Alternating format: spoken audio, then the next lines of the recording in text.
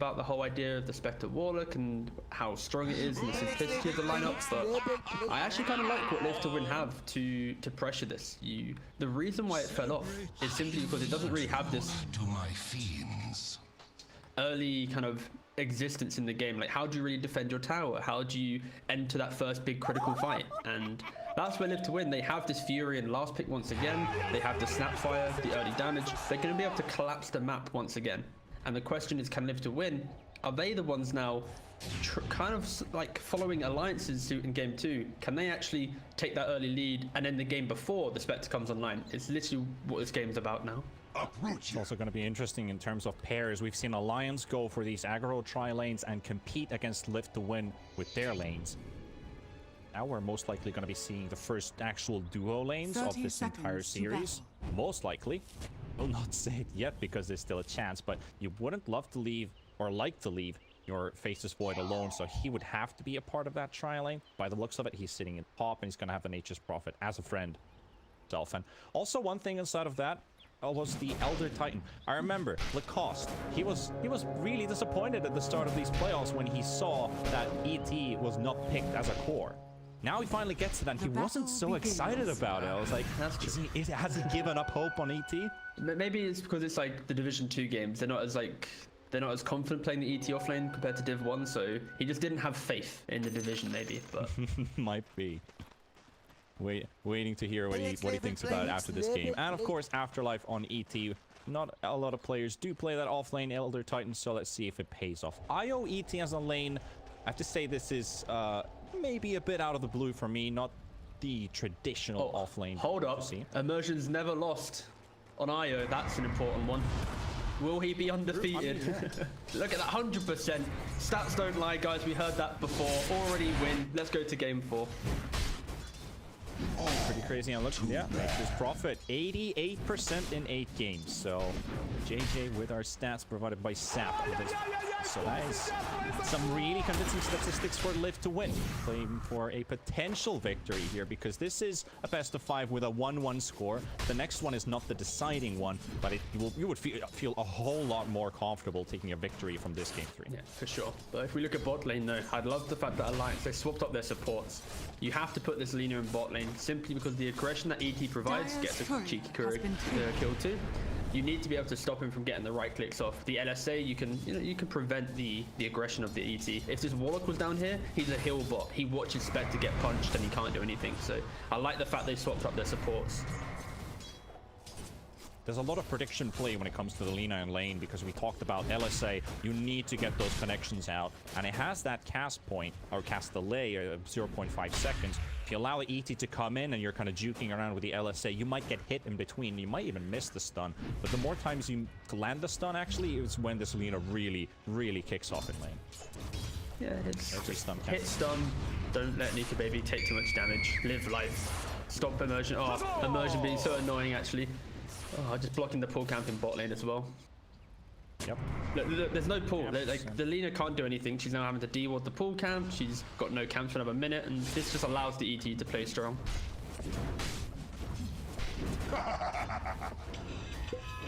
So 55 damage comes in for the Elder Titan. Doesn't get the chance to dish any hits onto this Lina, though. Bullied out of this. CS Department once again. This is the 3rd game in a row. Alliance, all 3 cores having more CS in the early minutes against Live to Win.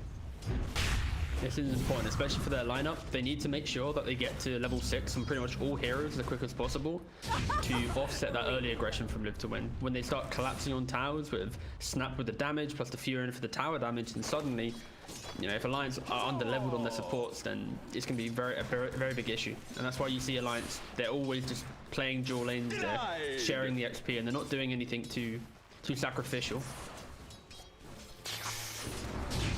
How does this top lane roll out, though? We've got, like, Nature's Prophet obviously just doing a lot of bullying work, keeping the Warlock Slardart pretty busy here. Well, because Furin as a support with those trees and the Blightstone, he actually does a really good job at just zoning out what Slardar wants to do in the lane, which is just non-stop right-click that Void. So it's actually, the Furin unlocks the Void to have a somewhat comfortable lane. It's not going to be great, but it's still much better than it would be if he was like any other of the weaker supports, like an Oracle, for example. And I really like the idea that Alliance did decide to swap the Lina and the Warlock, so it's not the Spectre Warlock. Exactly. And then you have like the Warlock and the Slardar. But yeah, just as mentioned about Soneko, FNG tanking through the damage, trying to get this hard camp pull, but then you have the Treants right next to him, so you get the connection, and then the Treants instantly block the pulling capability of this Warlock, so Beam gets a bit of an easier lane, not getting pulled by Alliance. FN winning the 50-50 on mid. So I think the 4-minute rune, this is something that we're gonna have to look at in the new patch. If the the frog himself has a new idea about the runes, because some of these lanes, like one guy can win it, you miss out the rune, and suddenly he's completely back in. So it'd be interesting if there's future ideas around how to balance it. Especially, like, I think the best time was the whole bounty rune idea. Like, allow for the bottles to be refilled, just the other opponent gets like deactive, and that was quickly removed. 4-minute action rune is always a moment if support is allowed to rotate to mid to help out with that, and especially now with duo lanes, it's more likely to happen instead of the aggro tri lanes from our previous 2 games where it's just fight, fight, fight. Now that there's more roam ability, more room on the map, it's nice to see that they are getting like the idea, okay, I can rotate to mid to help my mid player out. Yeah, exactly that, and that is the key difference here. Because of the dual lanes, the map is a lot more open, and that will, even though it's open, that it's difficult, because Alliance, Lina, Warlock, these supports aren't going to suddenly make a big play onto mid, and then live to win an Io and then a Furion. The Furion, of course, can TP some of the trees and pressure with a catapult, but I think both of the teams actually are presenting a very static support duo in which they'll just exist within the side lanes and try and get as much as possible. Or really harassing Soneko here on top. 7 CS picked up so far. Will he have more farm than Dream though? That's the question. Yep. FN dropping very low as well. Limp has level 6 and he's gonna go for the, well, not dive, but at least bait out the cookie from Snap. Snap's completely out of mana. Soul Ring and a Fairy Fire to fight Limp. But look at Emergent's position just south of this. He was waiting for Limp to try and fully commit, just so then he could have that 12-1 tether and then just bring it back in. Oh no, Limp! He loses out the 50-50 again! Dire's middle tower First an Arcane, then a DD. FN winning the Rune War. Both supports rotating into mid, and Dream getting the chance to actually solo this lane and top and still be fine with it, which is, in my eyes, a little bit surprising that Dream can stay here alone against S4 and be fine as the supports are helping out mid. Both of them in. Well, this is then kind of the negative consequence of the Warlock and the off lane. Because if this was a Lina Slardar, the Void has instant pressure. But when the Furion leaves, because of the Warlock, the Void's like, alright, cool. I'm just playing against one hero. He can still farm exist. He also has a level advantage, which helps out. FN TPing top though. This is going to be a catapult wave pressure, try and utilize the Monomer Kisses. And I think this is a key thing we need to talk about, is the Alliance. Like, they have no tower defense. Like, this is the big weakness and why this Fury pick is so good. And yeah, this gets it with the cookie stun. Slardar taking a decent enough damage. The slows are there, but very good jukes from S4. And he actually lives through the Mortimer's Kisses. However, this is still going to be a tower taken down. 7 minutes in, unless Alliance. Big deny. Go on, FNG. You got this, brother. Come on. Can he get it? Oh, tries it. Oh, no one gets it. It's a valiant effort, but the first tower kill does go down to Live to Win. And this is where Live to Win can identify the weakness in Alliance's draft. And if they continue doing this every time Snapfire has ult, they can clear away the defenders, pressure the tower with a catapult plus Furion, and then suddenly you're having that map control. You're taking away the early pressure. And we've seen, like, this off-lane tower, it's so critical for raiding to be able to contest Roshan at the early portions of the game, especially with that TP zip value from the Storm Spirit, with the buyback value. So yeah, Live to Win just slowly going to be looking to collapse this map now. I like that now that we hit the 8-minute mark, our net worth is starting to look a whole lot more even. We've got red and green being mixed up instead of having 3 in a row and 3 right after. So in terms of the laning stage of CS and money, it's a whole lot more 50-50 now on both ends. And triple stack of Ancients actually made from on Alliance. So Spectre with his Blade Mail, he's been able to retreat to the jungle when bot lane gets too devastating. He's been able to instantly farm up. And Live to Win, they don't really have any stat contest, right? There's no one who can quickly clear out the neutrals. So this will be an easy objective for Nico Baby. It'll be interesting if Live to Win, they look to at least scout out the stacks, maybe with a Fury and Treant, and then later try and take a fight around the stacks being taken. So rather than stealing them, you can just kill Nico Baby when he gets low, farming them. Royal Jelly picked up by the Faceless Void, buff for him, buff for Immersion's IO. Beneficial for the Tether. Game at least extra HP and mono regen. Small things, but usually Dota is about small things added up together. Yeah, Jelly is so good. Like, especially on the likes of like a Void or a Spectre, it looks so for Alliance as well, for Storm Spirit. Alright, that's fair. You know, I feel like if there's ever an item that you want both teams to have, I think Jelly is like the mutual thing, which is like both teams should probably be given a Jelly. Because like Void, he's now time walking to farm. He literally doesn't care about overusing that mobility spell. And then Spectre, she's able to get maybe 1 or 2 more daggers out whilst in the jungle. So yeah, much better. Nico Baby farming up the Ancients now. Live to Win did not look to try and press this, but they are pressuring bot. Go for a kill on this Lina, missing most of their abilities, and that TP doesn't happen. Looked like Lina actually got out. She dies in the fountain. The TP went off, but the right click from Snap was enough for the kill. So that's first blood for Live to Win, almost 10 minutes into the game. That's so sad when you double click Lina and she's actually in base. Oh no. Yeah. Oh, that feels so bad. Or pressure onto FN as the corrosive haze stream nicely dropped down Chrono. Mortimer's kisses. Storm Spirit comes in as well, interrupts the Mortimer's kisses, but Slardar will melt down. And the stomp from Afterlife. There's mana though for the Storm Spirit to get out of here, as that Chronosphere has been used up. So Live to Win. They keep their tower, they get a kill. Radiant's bottom tower Their core is under alive. attack. Cynically now trying to pressure bot. This is, yeah, perfect move from Live to Win. Just utilizing their spells to great effect. And of course, Alliance to trying to get a little bit more out of the map, taking away this mid tower, especially with the absence of the heroes. But when you have Chrono plus kisses, such a strong defense. Radiant's middle tower is under Nico Baby, attack. he's just cleared out those Ancients. He now cleared a triple stack on the hard camper plate. Mel takes the first place in net worth. I have his power treasure right now. And talking about, well, we'll talk about the Spectre in just a second, because Slardar gets the deny on the bottom tower. Nice jump out of the LSA stun. Here comes FN, completely invis. Doesn't catch Limp, but catches 2 heroes, the Spectre and the Slardar with a stun. Dream of the run. They know that they don't have the Chronosphere, and they're going to take down this Snapfire with ease. So he reveals himself. He's the one who gets blown up first. Yeah, and this is the defense from Alliance, right? It's they have to park the Slardar in front of the tower, and then if they need to use either Golem, Horn, or some type of Storm Zip, because without that they just don't have the damage. And Live to Win, they sacrifice the Snapfire. Void then gets out. But the key thing for Live to Win, they've taken all 3 tier 1s by 11 minutes. It now sets them up to have just a more confident spread of farm. And we've only seen 3 kills. I think Live to Win, they need to try and ramp this up a little bit. Because the Q's top net worth, Nico Baby, 5.4k. He's having a pretty good time. Even though the map's getting smaller, he's still farming the jungle with confidence, because Live to Win are yet to truly invade and try and take over the jungle area. He's actually skipping, not buying the power treads, keeping his brown boots, opting for Radiance. And this was the question I was about to talk to you about the fight in bottom. Manta Diffusal or Radiance on the Spectre? Which one is better? Nico Baby's feeling the Radiance right now, but I don't think Manta Diffusal's too bad either, thinking that there's some very low mana heroes on Live to Win.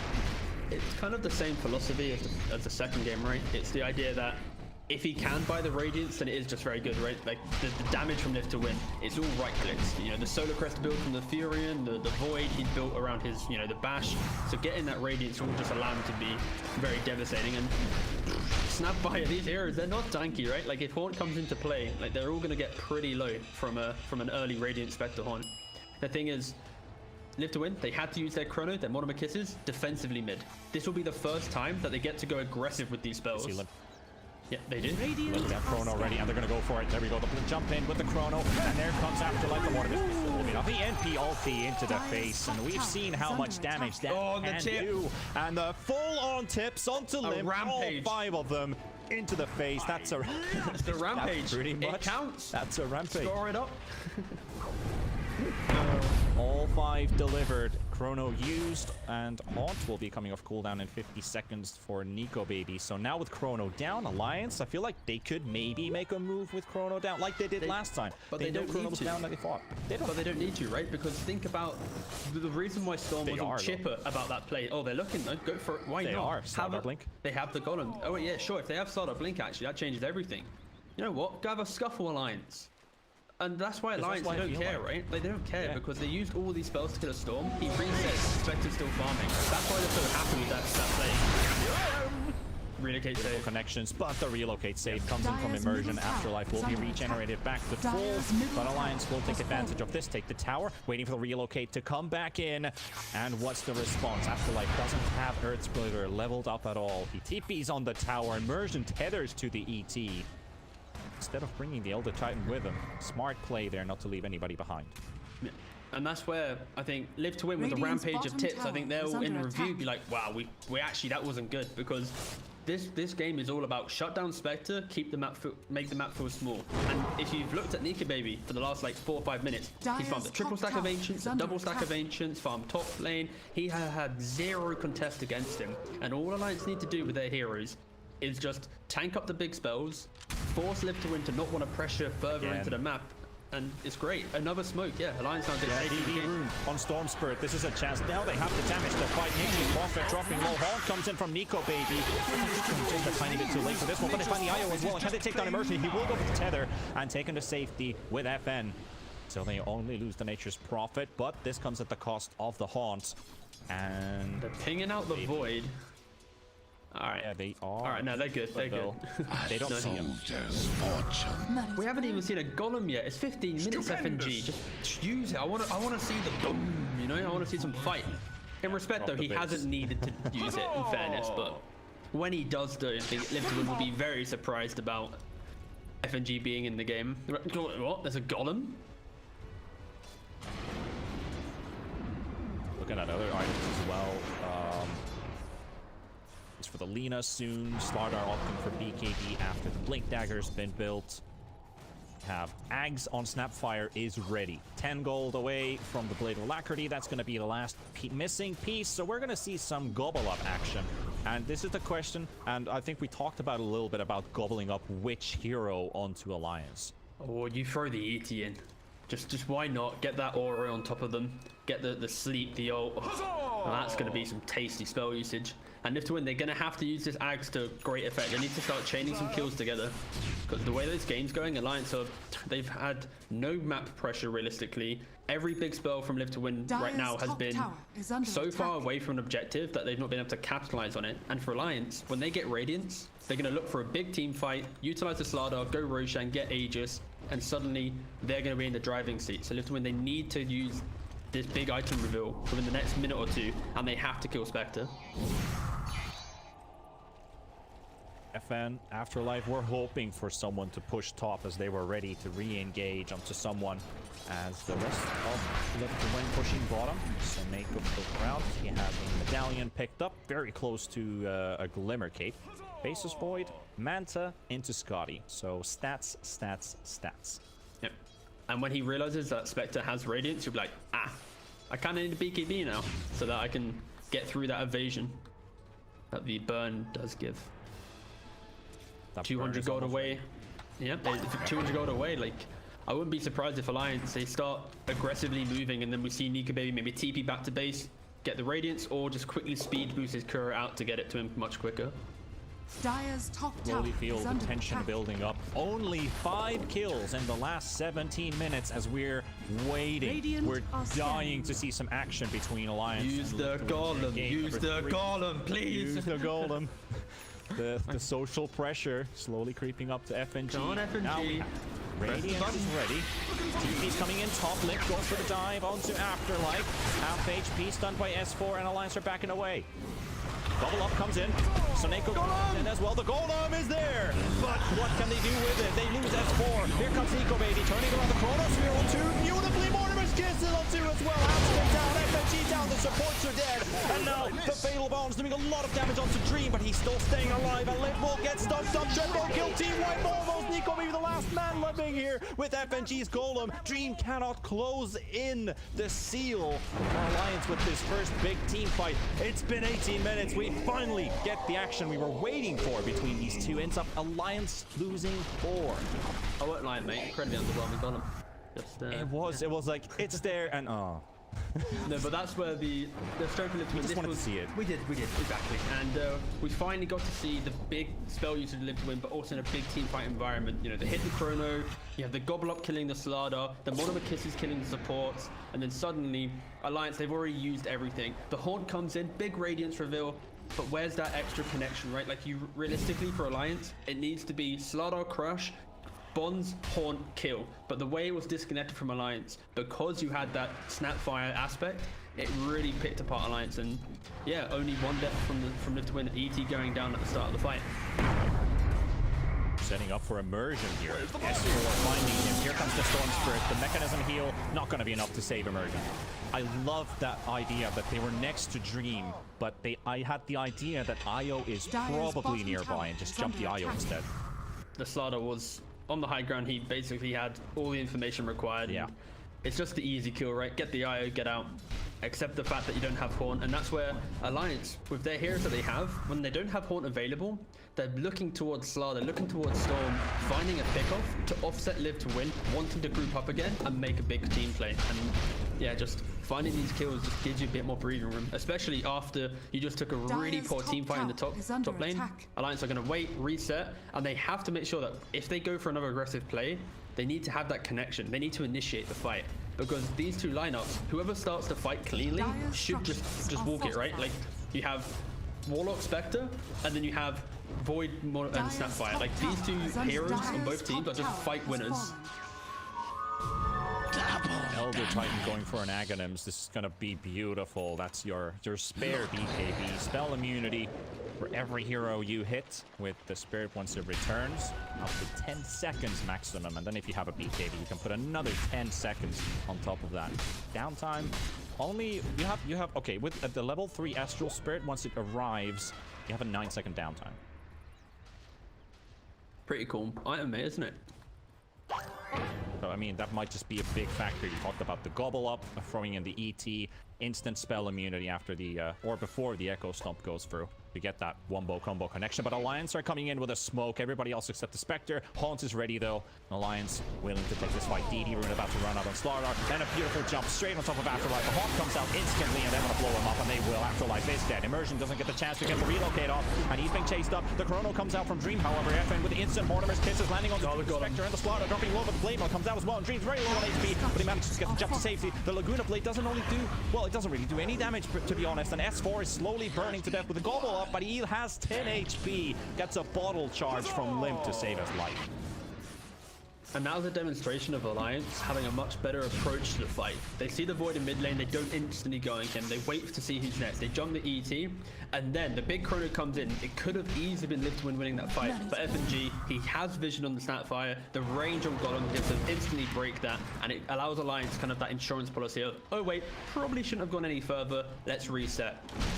But again, like I said, this game now is simply who makes the jump on who. The Golem was dropped as well. That means 2 big ultis used on Alliance, and also the Mortimer's Kisses and the Chrono on cooldown. But I'm still looking at this fight recap in terms of damage. Spectre did 5k out of 7.8 on Live to Win. Smoke up though from Live to Win. Hold up. This is more the reset value from Live to Win. Double up, going on top of Limp, and the bash comes through!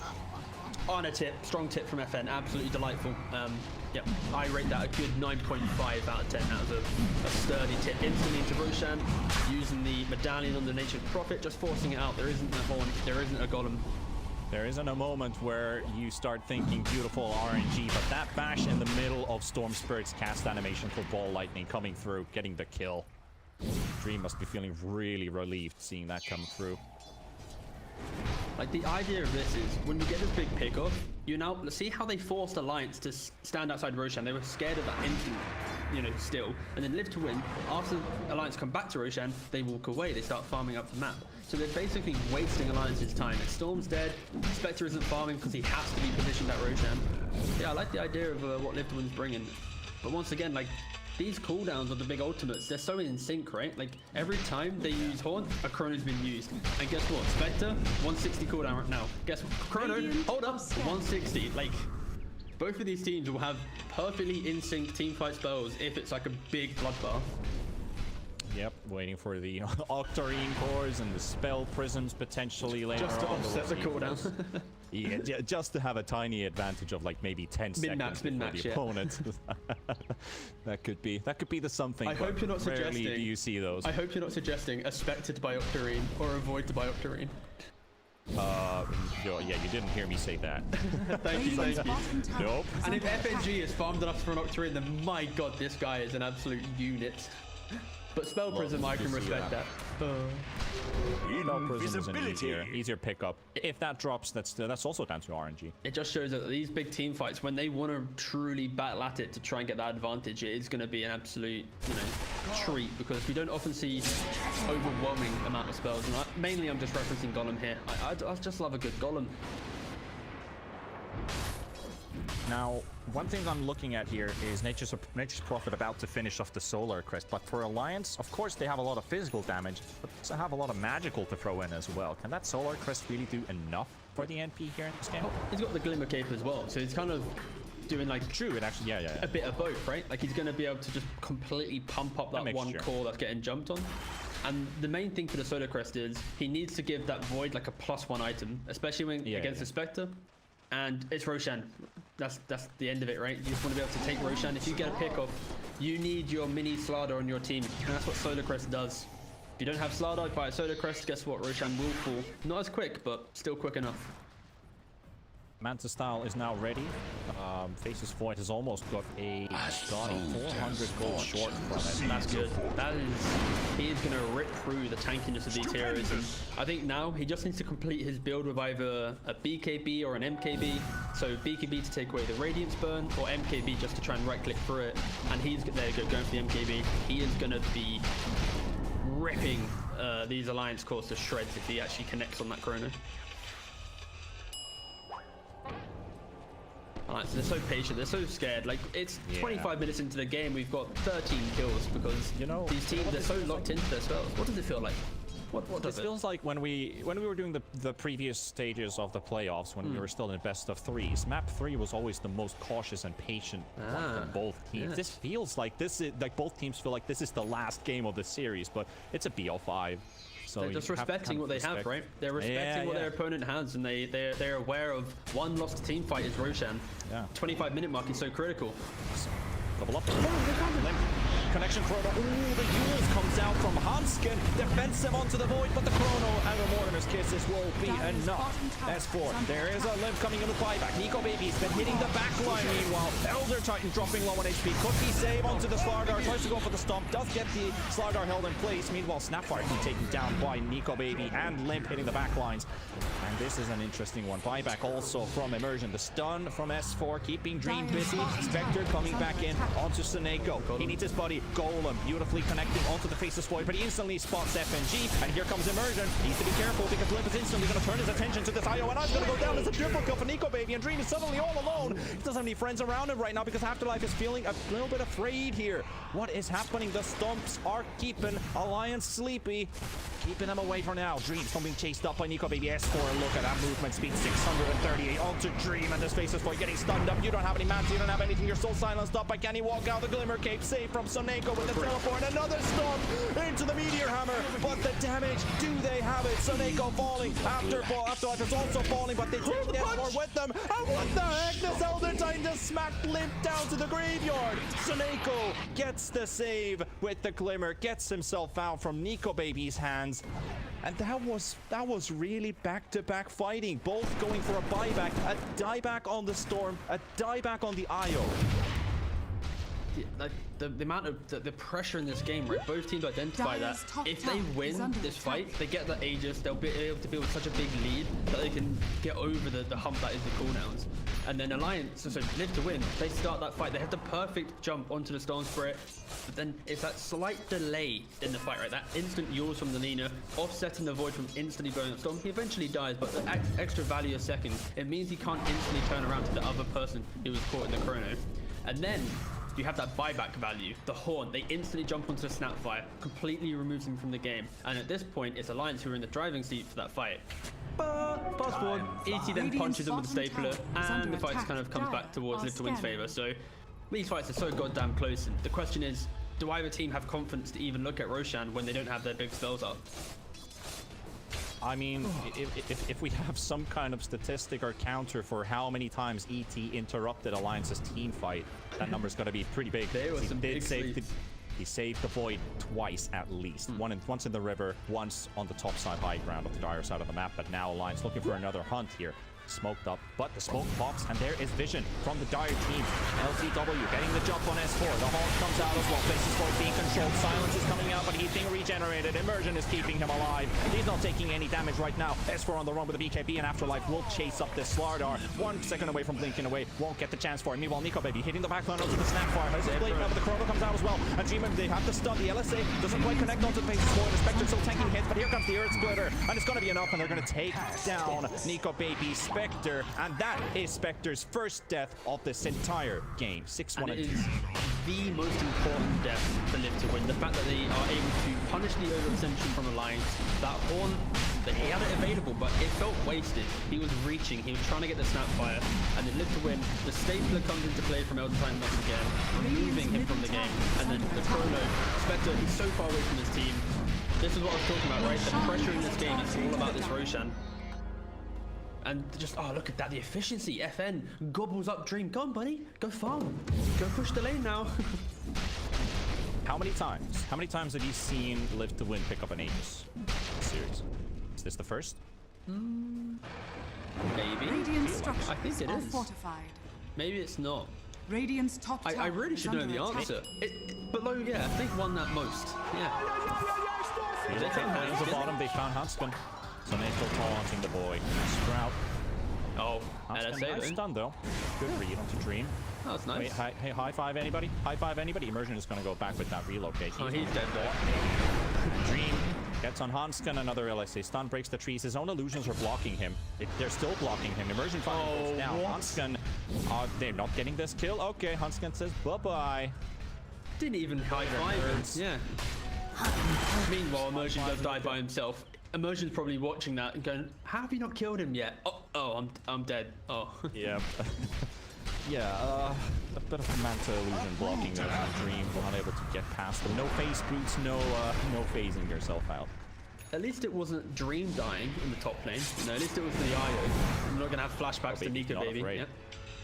5 versus 4 scenario. Haunt up in 10 seconds. Has a basher. Now Dream is waving his hand. And Baby's waving. Oh, but the disconnected high five. They're both going to have yes, cooldown after Dream this. offered up the high five. Nika Baby wanted to get the high five, but Dream then ran away, going, haha, psych. And Nika Baby left out to dry. Oh, that is just disgusting behavior from Dream. They haven't still connected a single high five. No high five. Baby. None. No high fives. This entire game, this entire series. Uncharacteristic high five play from the two carries. Got TP's in bottom. 10 seconds for Chrono. Haunt has also just come off cooldown on the Spectre. Then Ops ward spotting the Faces Void. FNG realizes this is a good time to get out. Really nice ward though, FNG plays before he TP'd out. It allows for Alliance to fortify this high ground area if they want to fight, and then when the fight dismantles and maybe left when a retreat, they're backing into Alliance vision. But realistically, with Void with an Aegis, Alliance should not be looking to take this fight. It is way too easy for them to eat through that Horn and then Dream just to survive and do all the damage needed. He has MKB complete as well. Radiant's bottom tower is under attack. They got to push this tier 2 tower down away from Alliance. However, roaming around with the dire side jungle. Some moves towards this tier 2 as well, trying to look for a trade, but Live to Win, we're gonna go high ground. Yep, exactly. The conviction needed is like, you have the Aegis, you have everything. There is no reason to look at Alliance pushing. Yep. Just go for the rack, force Alliance back, force out the fight. Get 8k up, you have all the spells you need.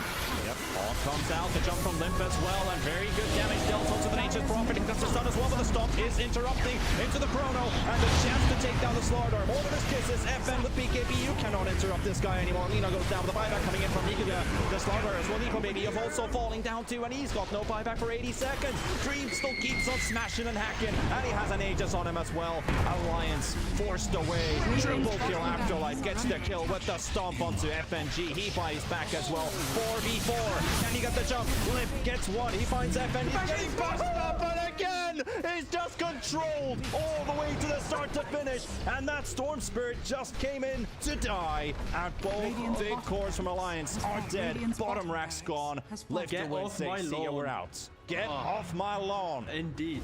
Oh.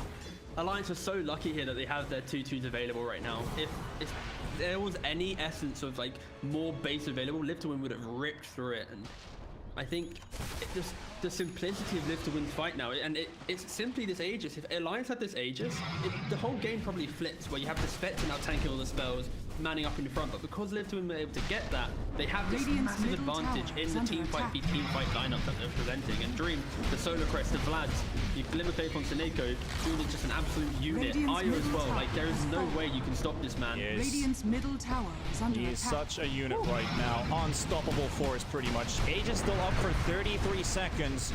And Alliance will have their heroes up just before it. Radiant's So if middle they tower time it has fallen. perfectly, Alliance might just have a chance on taking this Faceless Void out of play. Spectre TPing in on the front line. Haunt in 36 seconds. Still not up. Stun connections onto Dream. Might even get the chance to blow this Void up before that Aegis Can they runs kite it out. out? 13 seconds. 13 seconds. Oh, No, no. they're going to force it out now. Double up Io though. is ready in the tree. Immersion. Double up with a creep. On top of the slaughter. Limp Haste jumping the backline onto the Io. Io taking damage for the Glimmer Cape. Is keeping it alive. Limp can't do any damage against the Glimmer Cape, but he finally gets the kill on Immersion. Now Limp is getting stunned up. F is down as well. Alliance will find 2, but the stomp is silencing Nico Baby. The Earth Splitter.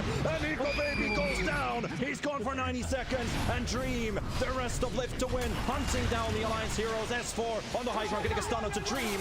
While the jump from Limp is happening onto Suneko, trying to take down this big buffy and beefy +5 support, but he's finally taken down. FNG's also dead to Dream, and Limp will jump all the way back inside the base. And it's 2 Alliance heroes versus 3 from Lift to Win. It's a 3 for 4 for Alliance, but their buildings are falling. Just the way that the supports are keeping these cores alive, but then on top of that, you have just Old A just being so dominant in these fights. Old The A. sleeps, like Nico Baby, he jumps into the fight trying to Radiant's quickly middle kill the barracks Io once has again, fallen. but then Old A just standing there. It's like, all right, you now slept. You're now going to be split Earth out the game, and yeah, this is we're not seeing the Spectre have any entry to the fights. If he goes into the void, he gets chronoed. Dire's If he goes turret next to the has ET, been he gets killed. right clicked. Like Alliance, they are struggling to find any damage now, and Live to Win, they know that, and they're just asserting their dominance. 17k gold, 10,000 XP and counting.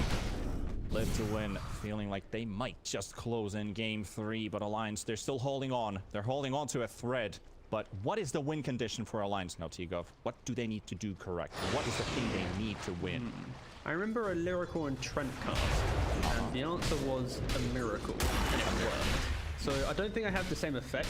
Maybe if we could call up Trent and ask for him to just recite what he said, but yeah, basically Alliance, they don't have the damage needed. They don't have Radiant's top tower the way is into under the fight, attack. and this will just be, as long as Live to Win, execute cleanly, and don't go in like 3v5, for example. I honestly Radiant's don't top see tower Alliance has fallen. being able to really get back into this game, because the simplicity of high ground siege is Live to Win's favored.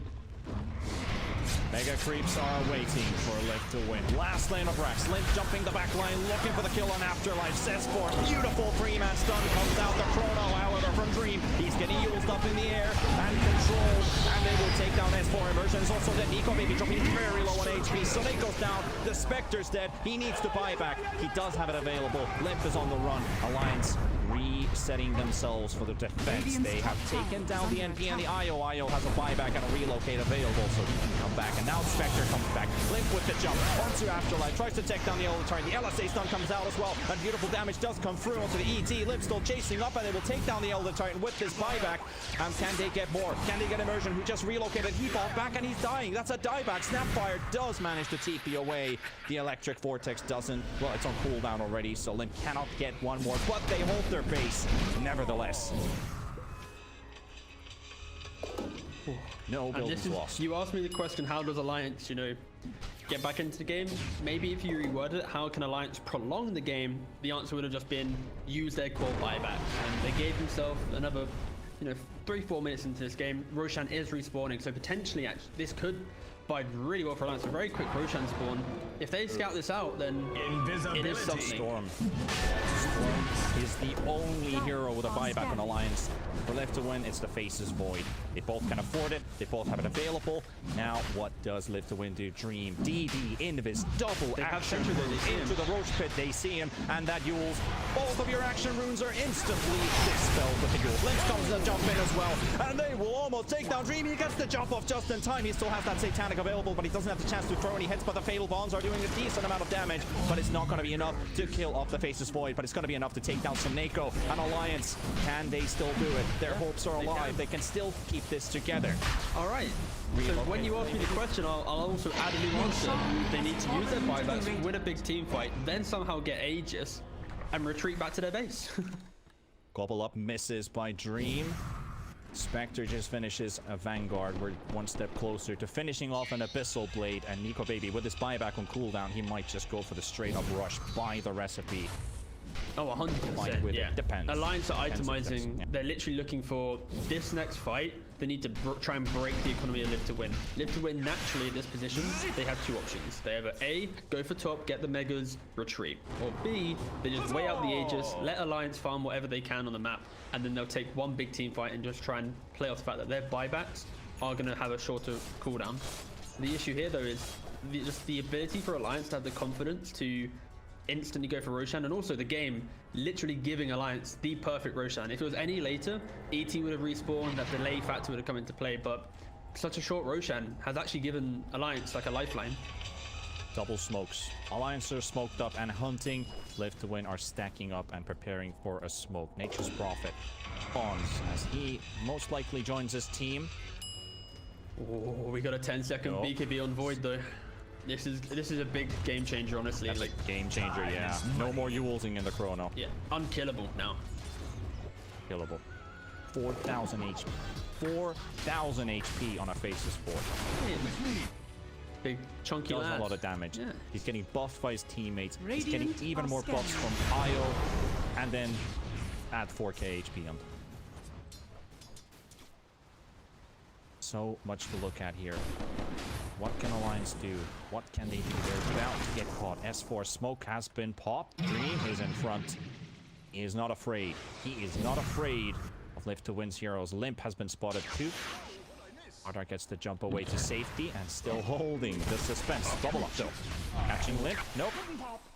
Jump away. Dream won't catch him with that gobble up stun from FN. 41 minutes almost played.